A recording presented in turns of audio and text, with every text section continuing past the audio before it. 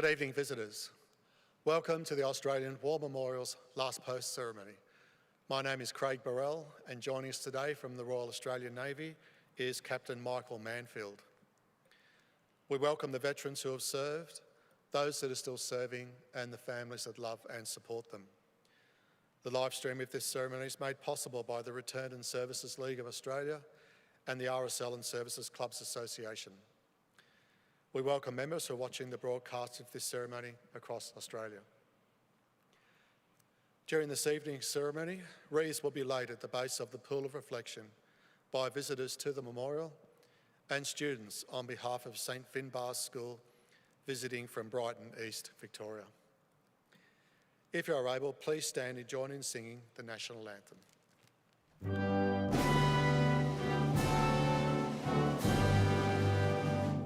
Australians, oh, let us rejoice, for we are one and free. With golden soil and wealth for toil, our home is got by sea. Our land abounds in nature's gifts of beauty, rich and rare. In history's page, let every stage advance Australia fair. In joyful strains, then let us sing, advance Australia fair.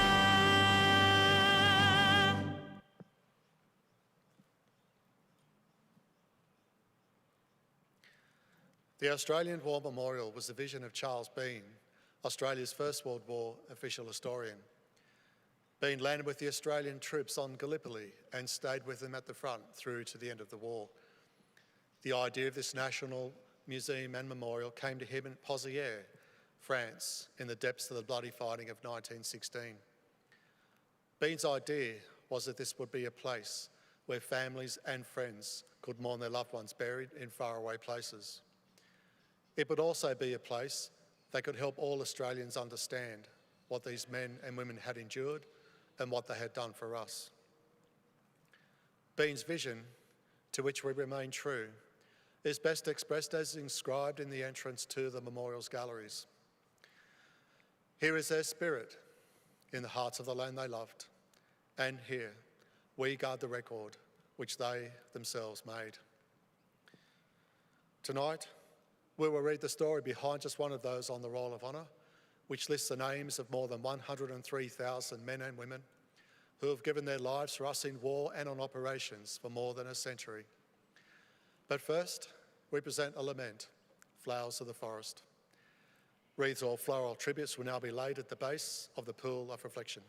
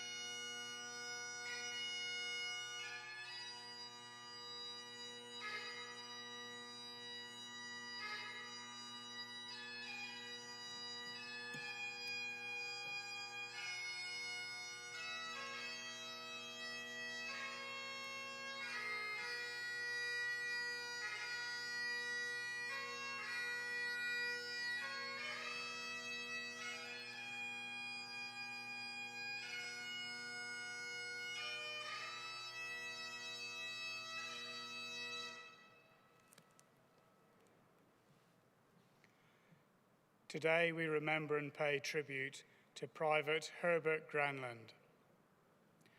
Herbert Granland was born on the 15th of July 1893 in Ballarat East, Victoria. Known as Bert, he was one of 10 children born to Frederick James Granland, a miner, and his wife Catherine.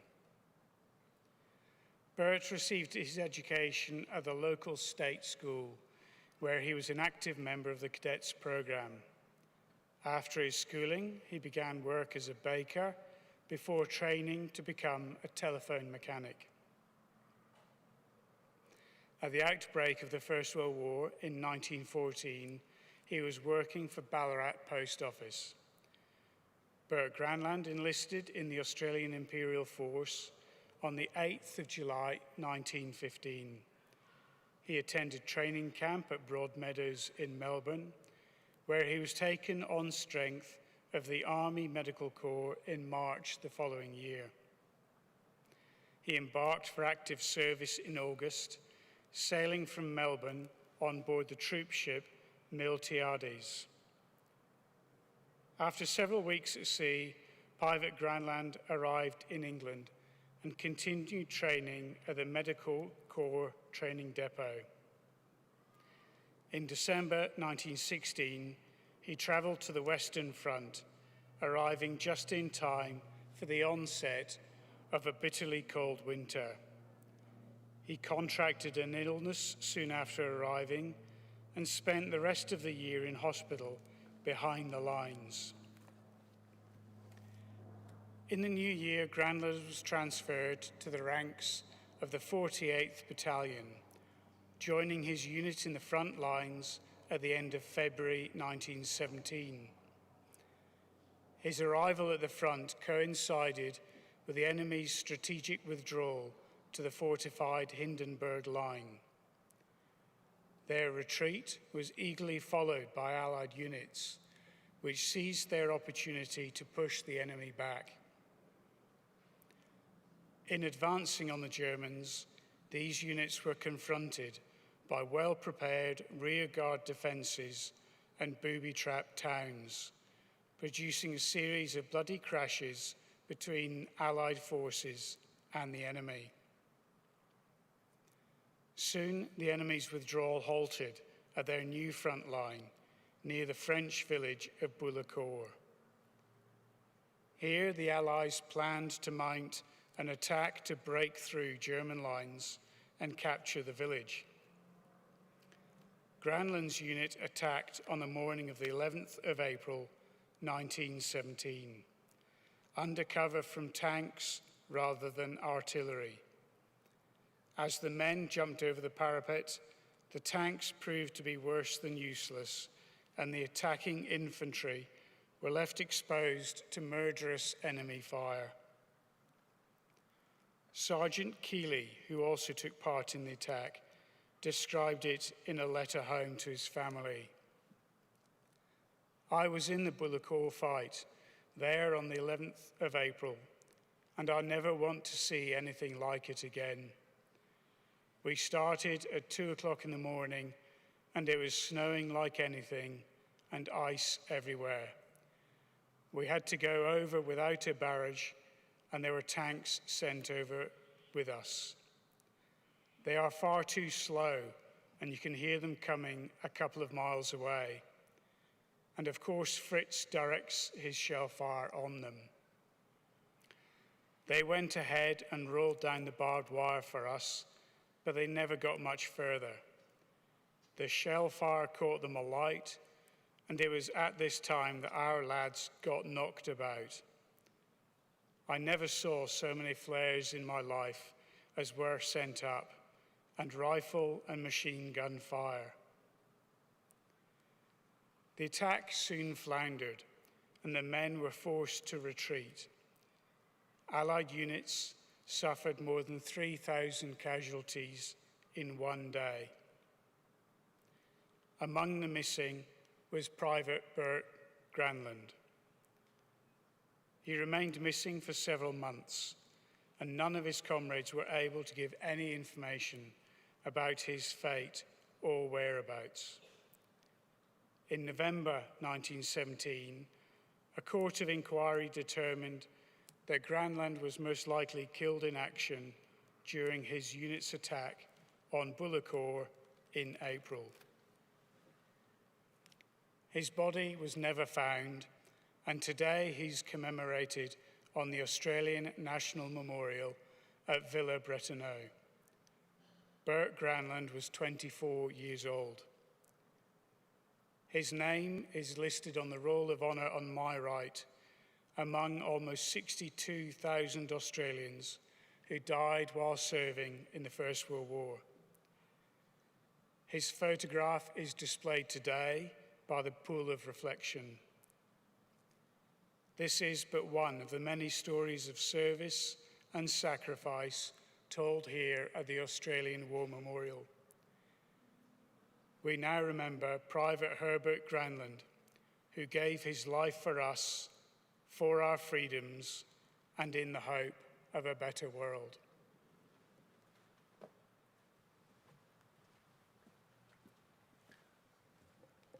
Please stand for the reading of the Ode and the sounding of the last post.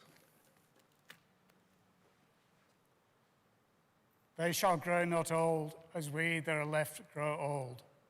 Age shall not weary them, nor the years condemn.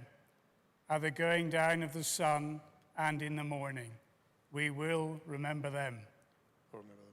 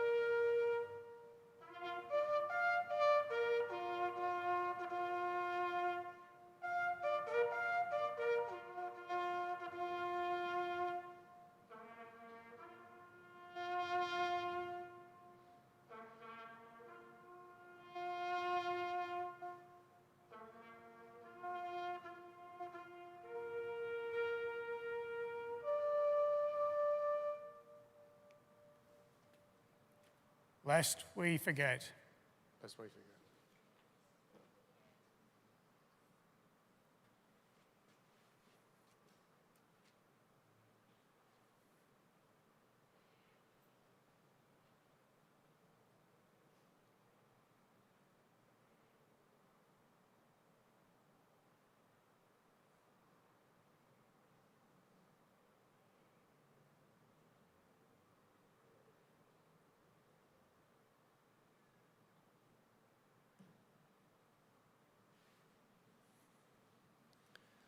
We leave you this evening with the words of the memorial's founder, Charles Bean. Many man lying out there at Pozieres or in the low scrub at Gallipoli, with his poor, tired senses barely working through the fever of his brain, has thought in his last moments, well, it's over. But in Australia, they will be proud of this. Ladies and gentlemen, girls and boys, that concludes the last post ceremony. On behalf of the Director, staff and volunteers, we thank you for visiting the Australian War Memorial today and for your continued support during the Memorial's development project. We wish you all a very pleasant evening.